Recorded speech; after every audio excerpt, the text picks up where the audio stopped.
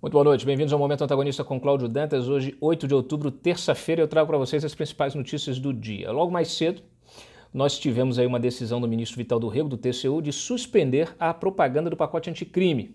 É isso mesmo, mandou suspender. Embora, óbvio, as peças publicitárias estejam rolando na internet aí, as redes sociais estão infestadas delas, nós já reproduzimos aqui.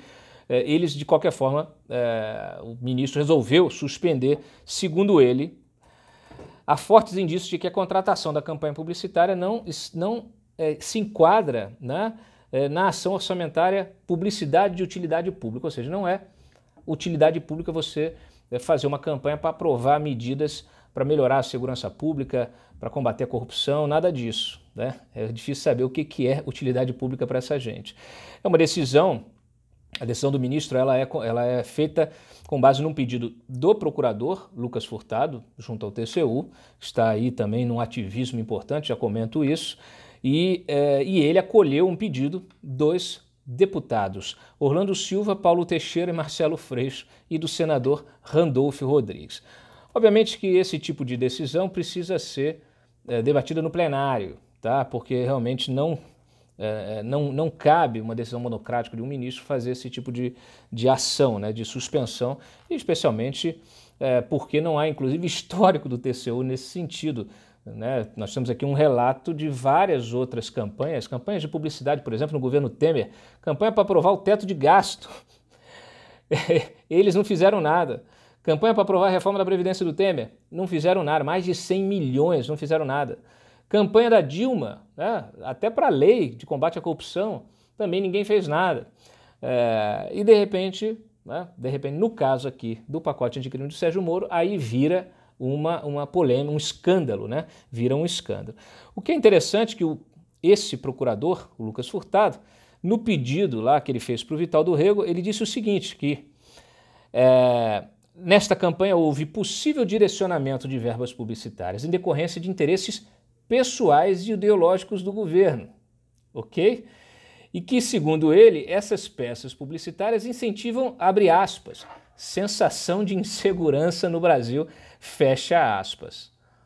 Ora, procurador Lucas Furtado, nós temos um dos maiores índices de violência do mundo, inclusive está reproduzindo aí mais de 60 mil mortes por ano, mais que a Europa inteira junto, lá vários países da Europa, até retuitei um dia desse aí, vários países da Europa juntos. Parece uma guerra, é um índice de mortes maior do que de uma guerra como a do Iraque, do Afeganistão, já, né, são conhecidas as comparações, né, e esses números absurdos, né, da violência no país. A violência ela faz parte do cotidiano da população. É bala perdida, é sequestro relâmpago, crime organizado, pessoal fechando via, queimando ônibus, é roubo, é assassinato, dá de tudo, é corrupção. E aí o senhor vem dizer que é a peça publicitária que reproduz ali, inclusive, algumas histórias pessoais, né? Eu acredito que todos nós tenhamos histórias pessoais de violência, ou pelo menos conhecemos uma pessoa que tenha. Então, assim, não me venha, né, com essa sua hipocrisia. Aliás, é interessante, nós fizemos aqui um relato, né, das últimas ações do Lucas Furtado, que ninguém ouvia falar até pouco tempo, né? De repente, assumiu o governo Bolsonaro, Lucas Furtado, Lucas Furtado, Lucas Furtado. Olha, ele se manifestou aqui, já fez representação contra. Provável direcionamento de verbas publicitárias em favor da Rede Record. Contra o veto do Palácio Planalto à campanha publicitária do Banco do Brasil em abril deste ano. Sobre o COAF, para que suspendesse eventual investigação sobre o Glenn. Eu publiquei, inclusive, a informação de que havia uma apuração e o TCU, sem nenhum tipo de atribuição para isso, foi lá e questionou o COAF, mandou suspender, alegou que estava usando verba pública para fazer uma fiscalização que não podia fazer. E esses sujeitos aqui, não é só ele, tem vários outros aqui, tendo uma conduta também que não se enquadra nas suas atribuições. Então também está jogando dinheiro fora. está fazendo o que não deve fazer. Representou contra o uso de aeronaves da FAB por integrantes do governo, representou contra a possível indicação do filho do presidente para a Embaixada dos Estados Unidos, representou contra a Petrobras por rescindir contratos com o escritório do Felipe Santa Cruz, presidente da OAB, representou contra o IBAMA por não reduzir a meta de queimadas, representou contra o Ministério da Justiça por veicular propaganda do pacote anticrime. Agora, né, desculpa, estou reproduzindo aqui, repetindo. Bom, a gente sabe que o Lucas Furtado é um admirador aí do trabalho do Renan Calheiros. Inclusive, na petição do COAF, ele reproduz um discurso do Renan Calheiros, do plenário. Reproduz, copiou, colou, botou ali na peça dele para justificar aquilo. E foi para a mão do Bruno Dantas, que é um outro apadrinhado do Renan Calheiros. Olha, gente, realmente é de doer isso que a gente está vendo. Não que não tenha que representar contra algumas coisas aqui. Acho que tem, acho que existe, é importante que o TCU, aliás, tenha um papel mais ativo, porque não adianta ficar também fazendo só processo quando o crime já foi cometido, contra a licitação já fraudada, já a execução do contrato, já depois de anos de execução do contrato ilícito, porque normalmente é isso que tem acontecido. O trabalho do TCU é quase um trabalho de enxugar gelo, é pior, né? É quase um trabalho de arqueólogo. O trabalho que está sendo feito, aliás, pela competente equipe do Augusto Sherman, no caso do BNDES, é um trabalho de arqueologia da corrupção. Ele está lá, estão lá revendo tudo que foi roubado, aí faz um tratado, né? E ali é uma tese histórica daquilo que foi roubado. Então, assim, é muito bom que o TCU tenha essa atividade, tem esse ativismo, né? Essa proatividade, ativismo não, tem a proativismo. Proatividade, não pode ter ativismo político é que não pode ter. E o que se percebe aqui na atuação do Lucas Furtado é um ativismo, né? Então, enfim, vamos ver o que o plenário decide em relação a essa decisão, mas fica esse questionamento. Aliás, eu até comentei mais cedo justamente sobre essas propagandas dessas peças publicitárias que foram dos governos anteriores. Ó, tá aqui, ó. Dilma usou também recurso público para fazer propaganda para aprovar a lei anticorrupção. Ótimo, beleza. O Temer usou para o teto de gastos. Mais de 100 milhões, o teto de gastos foi 54 milhões. No caso da reforma da Previdência do Temer, ele gastou mais de 100 milhões em campanha publicitária. Ninguém ouviu o TCU falar nada. Então gastou-se esse dinheiro todo e ninguém achou que fosse uso de verba pública, né, que não se enquadrasse, né, no quesito aqui de utilidade pública. Tá? Bom, vamos ver o que o plenário do TCU decide em relação a essa história. Olha, dei com exclusividade o relatório final da CPI do BNDES. Falando em BNDES, CPI chegou ao fim, relatório dos deputados Altineu Cortes, que é o relator, do presidente da CPI, Vanderlei Macris. O relatório ele pediu o indiciamento de mais de 70 pessoas. Lula, Dilma, Guido Mantega, Luciano Coutinho, Marcelo Odebrecht, Emílio, diversos ex-funcionários do BNDES, ex-diretores, gente da Camex, do COFIG. Olha, pegou de cabo a rabo. O Wesley Batista, aliás, também pediu a rescisão do acordo de colaboração premiada dos dois, né, do Joesley e do Wesley Batista, e a rescisão também do acordo de leniência da JBS. O relatório está à íntegra, 395 páginas, publiquei a íntegra, publiquei inclusive a lista de todos os indiciados. Então, assim, uma lista realmente enorme, né? Todos eles aí divididos em núcleos, né? 5 núcleos de crime, né? que foram montados aí no BNDES. Núcleo político, chefiado aí por Lula, Dilma e os ministros que atuavam, né? Coordenando aí, vamos dizer assim, dando o direcionamento político, a ordem política para a liberação de determinado recurso, para aumento de linha de crédito para determinada empreiteira, né? O núcleo externo, que era constituído dos chefes de governo dos países amigos, ditadores africanos, colegas do Foro de São Paulo aqui na região da América Latina, o núcleo estratégico, formado justamente por integrantes da Câmara de Comércio Exterior, do Comitê de Financiamento e Garantias de Exportação, da Seguradora Brasileira de Crédito à Exportação, da Agência Brasileira Gestora de Fundos Garantidores e Garantias e do Ministério da Fazenda. Por quê? Porque a liberação de recursos para qualquer país ela envolve todos esses órgãos.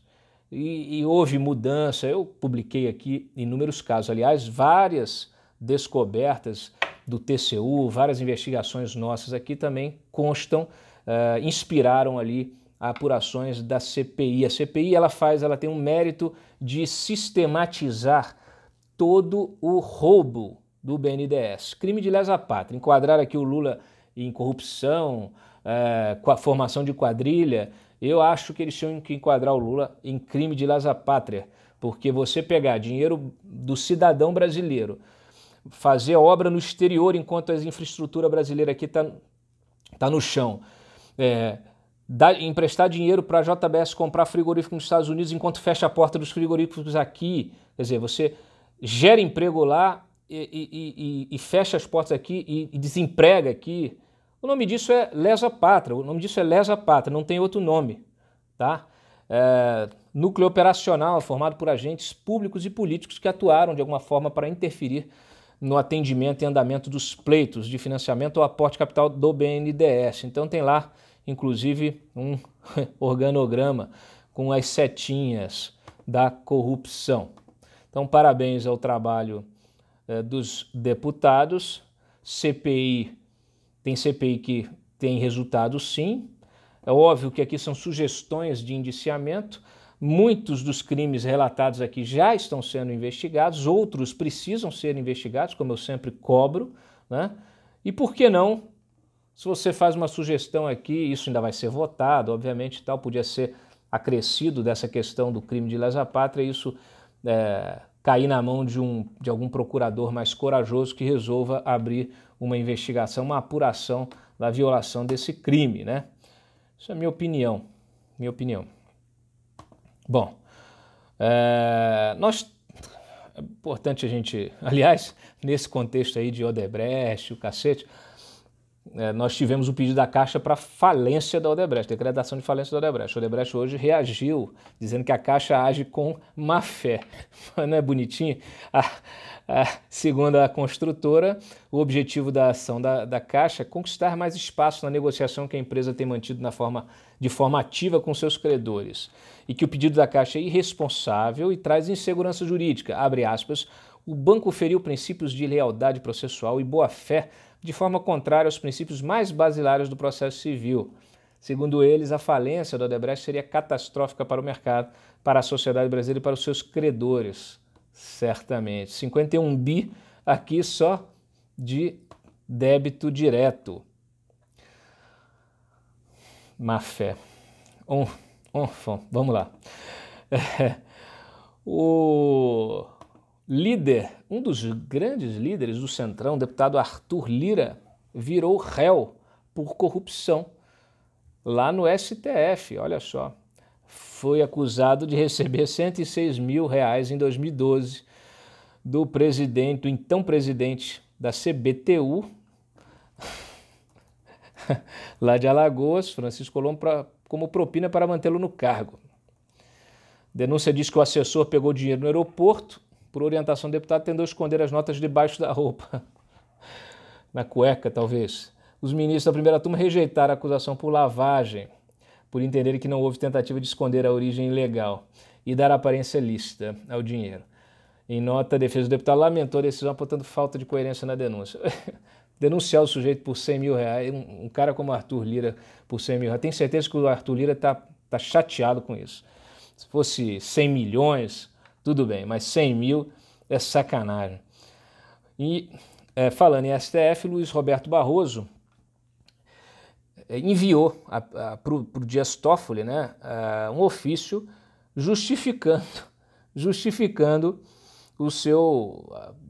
a decisão de fazer a busca e apreensão no gabinete do Fernando Bezerra. Vocês vão lembrar, Fernando Bezerra recorreu ao Senado, o Senado usou a advocacia do Senado, o Davi Alcolumbre foi ao Dias Toffoli lá no STF, né? Eles entraram com pedido, tentaram anular as provas. O Dias Toffoli pediu, então, a manifestação do ministro Luiz Roberto Barroso, que é o responsável por esta investigação. E ele, então, disse que sim, a autoridade policial colheu diversos elementos de prova que indicam que as negociações relacionadas aos desvios e recebimentos indevidos teriam se estendido ao período em que o senador Fernando Bezerra já ocupava seu atual cargo. E que é precisamente para preservar a dignidade da política e do poder legislativo que, em certas situações extremas, será legítima a interferência excepcional do Poder Judiciário, mais especificamente do STF. Uma dessas situações é a prática de crimes no exercício do mandato parlamentar. Segundo o Barroso, não seria bom para a democracia, para o Congresso Nacional e para a Justiça que a honra de ocupar uma cadeira no Senado pudesse transmudar em imunidade e proteção para o cometimento de delitos. Fecha aspas, muito educado Barroso, para uma situação obviamente flagrante, né? Inclusive, nós relatamos que a PF descobriu sim arquivos até com apontamentos ali de recursos não declarados e tal em computadores usados lá dentro do gabinete do Bezerra. Então, ele obviamente terá todo o seu devido processo legal, direito de defesa, ele vai poder se explicar, vai poder até convencer o Ministério Público e a Justiça a ser absolvido, né? Mas enquanto isso, você não pode impedir, né, que a Justiça cumpra o seu papel. Aliás, está muito claro aqui que realmente era importante atuar, né? Bom, mais uma notícia aí nessa linha aí de Supremo, Rodrigo Janot, ex-PGR, está lançando o livro dele. Foi um fiasco ontem em São Paulo o lançamento do livro, está lançando aqui em Brasília. E o Cristiano Zanin, o advogado do Lula, resolveu usar o livro do Janot para propor um habeas corpus ao Supremo. É incrível, né? Porque o Janot ele diz, em determinado momento, que o ex-presidente tornou-se objeto de desejo da força-tarefa, então que eles teriam então perseguido, politizado o processo, né? E o Janot falou isso no seu livro, escreveu isso no seu livro, quer dizer, o chefe do Ministério Público, que tem a capacidade aí de coordenar, que inclusive tinha a atribuição de coordenar esses trabalhos da Lava Jato, que poderia fazer qualquer tipo de correção de rumo, não o fez. Ele conta no livro, né, que pensou em matar o Gilmar Mendes e tal, sei o que, já se sabe que ele não estava no lugar lá no STF no dia que ele disse que estava. Então já parece até uma mentira, e realmente uma coisa, uma invenção, uma coisa absolutamente fantasiosa criada pelo Janot. Assim como vários outros relatos. Aliás, ele faz relatos que poderiam ser enquadrados em crime de prevaricação, né, com propostas nada republicanas, né, feitas por senadores, até pelo ex-presidente da República, o Michel Temer, e em nenhum momento ele levou isso a conhecimento das autoridades. Então, de que o Janot está falando? O Janot viu coisa errada na Lava Jato e não corrigiu o rumo disso? Então ele prevaricou, né? Ele não cumpriu com a sua tarefa? Então, por que agora vir com essas historinhas aqui? Está querendo se reconciliar com a esquerda? Está querendo criar motivos aqui para tentar gerar outras nulidades, né? Então fica realmente esses questionamentos, são questionamentos óbvios, né, lógicos, diante de coisas que são absurdas, né, de coisas que não parecem nada lógicas. E que inclusive não tem, muitas delas aqui não têm sustentação fática, né? Vamos falar ainda de combate à corrupção, de pacote anticrime, grupo de trabalho que trata do pacote anticrime, você viu que está integrado só por gente boa, né? Esse grupo de trabalho derrubou a proposta do Moro sobre legítima defesa. A proposta permitia ao delegado liberar aquele cidadão que cometesse um homicídio em legítima defesa. Segundo a norma em vigor, quem mata outra pessoa é levado para a delegacia, ainda que o tenha feito para se defender. Ele tem de aguardar pela liberação do juiz. E a proposta do Moro abria a possibilidade de que essa liberação se desse sem necessidade de uma decisão judicial. É engraçado que eu recebi até ontem, um vídeo, uma reportagem de umas grilagens, de umas invasões de terras feitas pelo MST aqui no entorno de Brasília, aqui no Distrito Federal, e o sujeito lá, o dono da terra, ele relatava justamente isso, que ele pegou o trator, jogou para cima dos caras que estavam invadindo a terra dele, veio, aí eles chamaram a polícia, e a polícia mandou o cara parar com aquilo, que se ele fizesse aquilo e acertasse alguém, ele que ia ser preso. Então essa é a situação. Aí o pacote do Moro aqui tentando, vamos dizer assim, criar um tipo de flexibilidade lógica nesse processo, mas de lógica tá difícil. Mais uma das coisas então que vai para o negócio. E dentro desses ataques ao Moro, nós tivemos aí relatos, inclusive até decisão de juiz lá no Pará, o Ministério Público pegou vários relatos de prisioneiros, né, de presos, porque teve uma intervenção, uma força-tarefa de intervenção nos presídios do Pará, depois de uma matança lá, mais 60 mortos. E aí criou-se essa força de intervenção em 13 unidades prisionais, e aí agora o Ministério Público resolveu denunciar o chefe do departamento penitenciário, o chefe da força-tarefa, perdão, que por decisão do juiz teve de ser afastado. E aí você vai ver a denúncia ela vem com vários relatos dos presidiários, de familiares dos presidiários, de agentes penitenciários, os mesmos agentes que já trabalhavam quando do massacre, né? No qual morreram mais de 60 presos. Veja bem.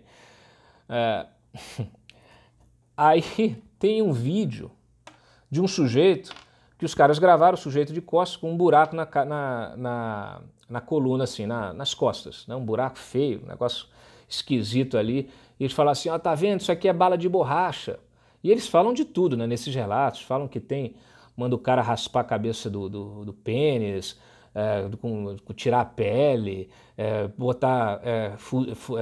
usar a arma para botar no ânus do presidiário, quer dizer, relatos realmente de tortura, só que esses relatos não têm provas.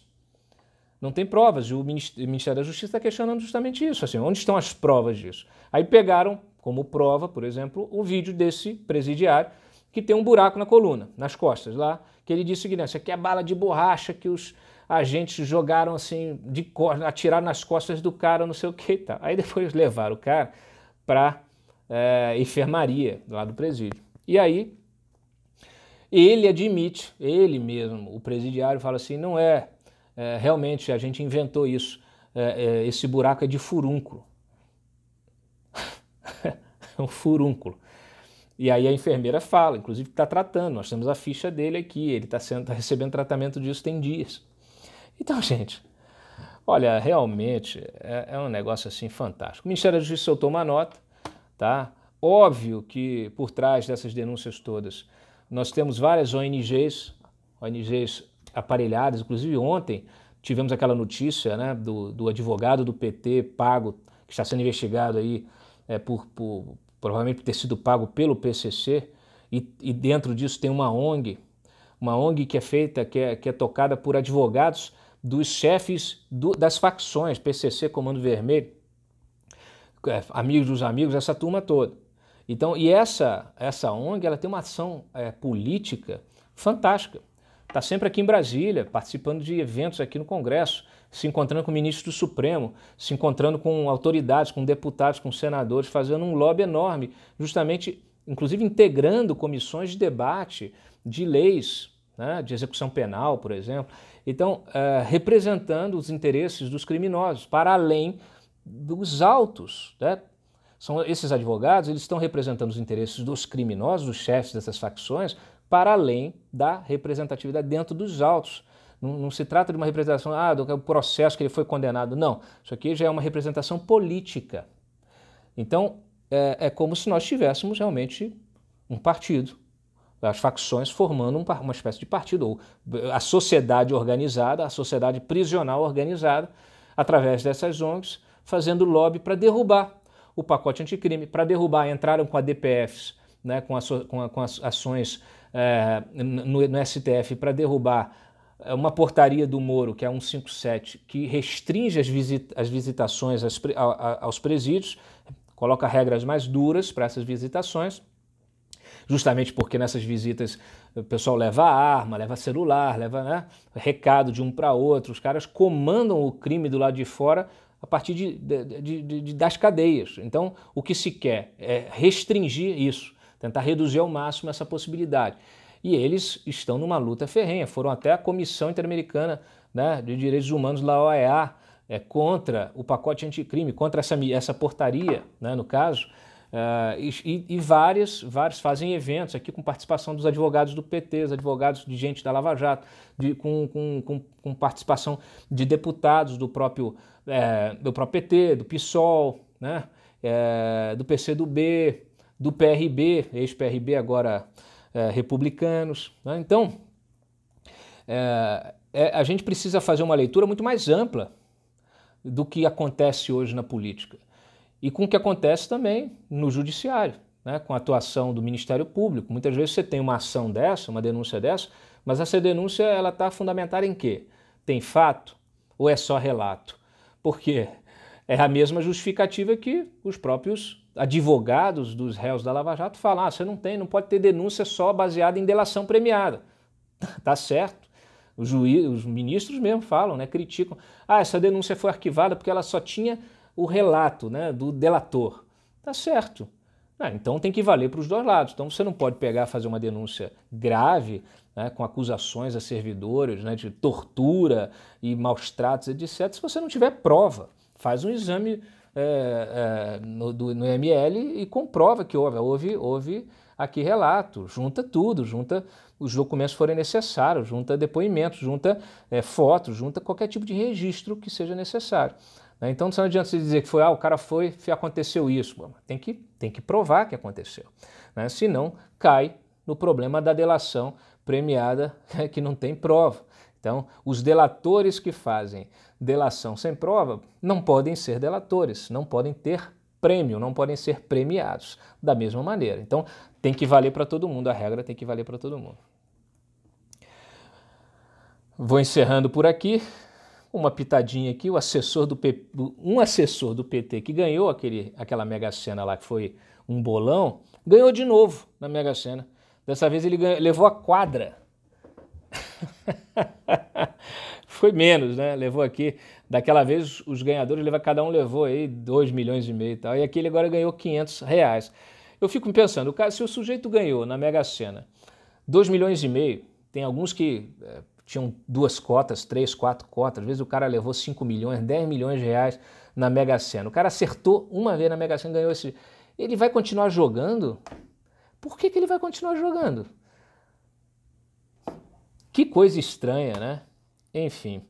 Olha, investigações da Marinha apontaram que esse óleo derramado na costa do país, aí, especialmente no Nordeste, tem origem venezuelana. Não é petróleo, não é petróleo brasileiro, não é óleo brasileiro, é venezuelana, a assinatura venezuelana, origem venezuelana. As manchas de óleo já atingiram mais de 130 praias em todos os estados do Nordeste. E agora é preciso descobrir do que se trata isso, né? O que é uma sabotagem, é um atentado, foi um acidente não comunicado. É preciso realmente que a Marinha se aprofunde, vá a fundo, né, nesta investigação, mas um achado realmente importante. Encerro aqui nós demos um vídeo, né, mais cedo, que um sujeito gravou lá na saída lá do Palácio Alvorada, com o Bolsonaro. Ele queria tirar uma foto do Bolsonaro, disse que era de Recife, queria tirar uma foto do Bolsonaro, aí falou, aqui sou eu, Bolsonaro e Bivar, e o Bolsonaro falou, não, ele falou assim, o Bolsonaro e Bivar juntos por um novo Recife, provavelmente algum candidato a vereador. E aí ele vira pro cara e fala assim, esquece o PSL, tá ok? Aí o cara continua com aquilo, ele fala assim, cara, não divulga isso não. O cara, né, o Bivar, tá queimado pra caramba lá, vai queimar o meu filme, esquece esse cara, esquece o partido. Olha, tem um mês, mais ou menos, que eu publiquei justamente que o Bolsonaro estava em guerra aí dentro do PSL, estava querendo sair do PSL, estava ameaçando sair do PSL. É engraçado que eu publico um negócio desse, aí vem as hostes bolsonaristas atacar a matéria. Mas está claro aqui, o próprio da boca do próprio presidente. Então, gente, tem coisa que não adianta, né? Realmente o PSL está na mão do Bivar, o PSL cresceu demais, fez uma bancada enorme, vai ter acesso a um fundo partidário e eleitoral gigantesco, e o Bivar não quer abrir mão do comando do partido, né? Então você tem um partido que foi fortalecido, que se transformou, né, virou o que virou, que era desconhecido, mas virou o que virou em função do nome do Bolsonaro, e o Bolsonaro não tem controle sobre o partido. Então eles realmente estão nessa luta, eles sabem o quanto é importante você ter esse tipo de recurso para investir numa campanha como a de 2020, né?